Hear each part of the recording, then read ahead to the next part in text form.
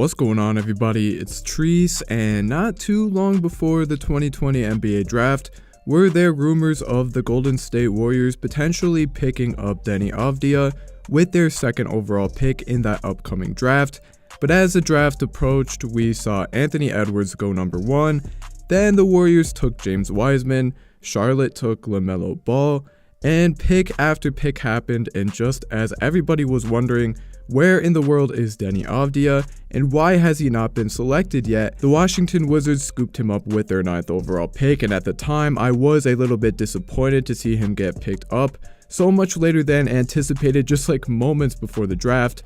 But the more I thought about that, I realized that it was probably in Deni Avdija's best interest. It was YouTubers like myself that was hyping up the guy through the roof, and I'm not trying to claim that I'm influential or anything when it comes to public opinion towards these draft prospects, because ultimately I'm not in any way influential, at least in my opinion. But again, it was a lot of YouTubers such as myself putting Luka 2.0 or whatever in their thumbnails, or next Luka Doncic, but nobody really even believed that before his NBA career had begun, including myself.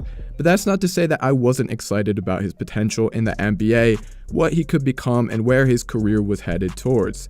And Avdija, who was projected to be a top 5 draft pick in what we thought was a weak class at the time, had me thinking he would end up being one of the top 3 players in that class next to LaMelo Ball and Anthony Edwards. But after his rookie season has come to an end, I don't think there is a single person still believing Deni Avdija could potentially become even like a top 5 player out of that super deep class.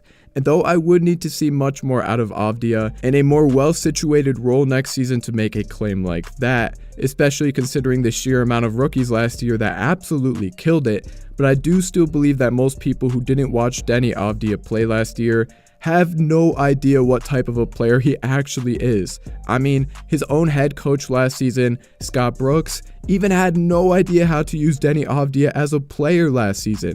Notably, as mentioned by many Wizards fans and Avdija fans, Avdija played the role of a 3-and-D wing with restrictions all over his game as to what he can and cannot do.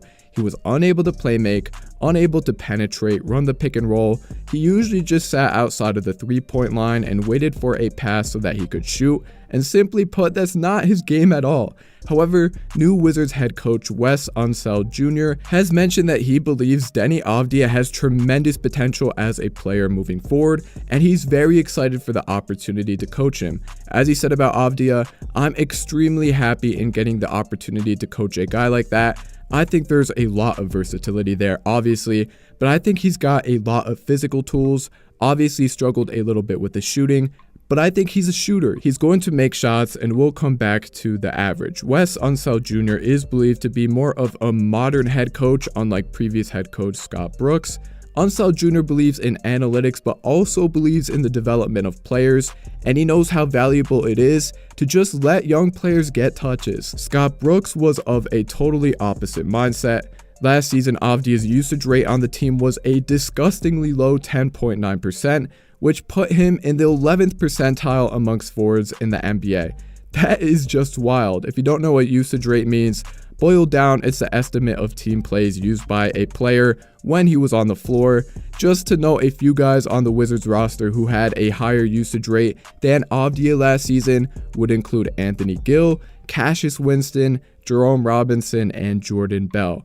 Why even take a guy in the lottery if you're not even going to let him play basketball? That's just wild to me, but I'm very enthusiastic about Avdija coming into year number 2.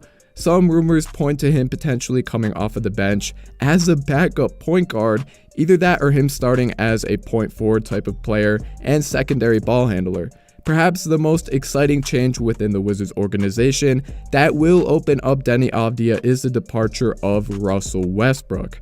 Westbrook is fine, just he doesn't fit the timeline of the Washington Wizards at all, and he doesn't really make sense for the Wizards in the present or the future. And despite his playmaking gifts, his usage on the team combined with that of Bradley Beal's was bound to take away a lot of touches from Deni Avdija, and it did. Finally, with Westbrook gone, we may actually get to see Deni Avdija as a secondary playmaker on this Wizards team, which would be amazing. It would be what's best for both the Wizards, short term and long term. Westbrook last season was actually a huge fan of Avdia's, and as far as team success, it was better for the Wizards to allow Westbrook to do his thing, but practically useless in any other sense for the franchise looking towards the future here. Westbrook has even mentioned about Avdia and his development over his rookie season. It's his first year and he's trying it out. It has been a difficult year for everybody, especially for him. He's gotten better with the season. Now it's the team management's job to keep his form up. He's been doing a heck of a job for us, and I hope that continues. Not only has he praised Avdia as a player, but he even encouraged Avdia to shoot more on the court, because Bradley Beal mentioned this about Westbrook and his relationship with Denny. On offense, Russ yells at him if he doesn't shoot the ball. Whenever Russ yells, you do what the heck he says, and you kind of just let the results play out as they may.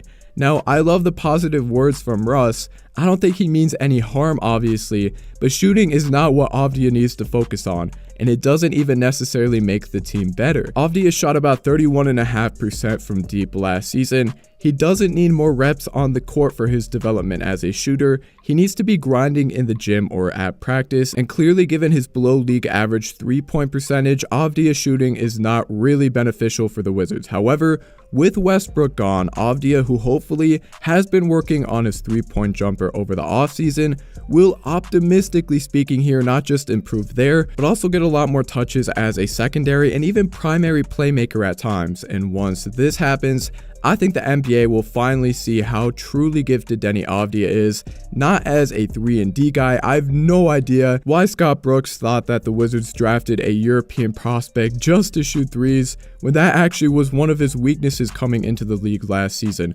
But the new head coach will be more flexible in the way he treats Avdia on the court.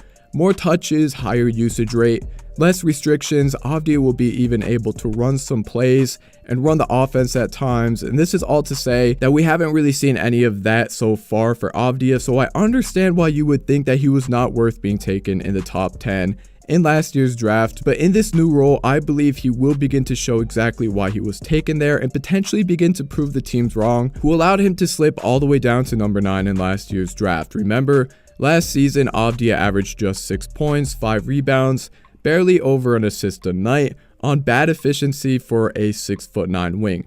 However, in games without Westbrook, Avdia averaged 10.5 points, 7 rebounds, and 2 assists on better efficiency from both the floor and much better from 3. And overall, he was a box plus minus of plus 50. That's wild.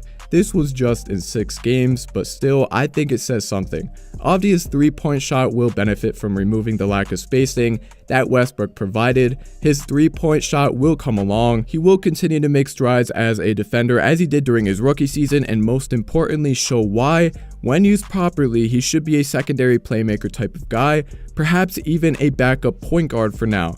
But 3 years or so down the line, he should be a starting point forward in this league. I got my hopes high for Denny Avdia. Let me know your thoughts on him in the comments below. Have a blessed day, guys, and I'll catch you all in the next one.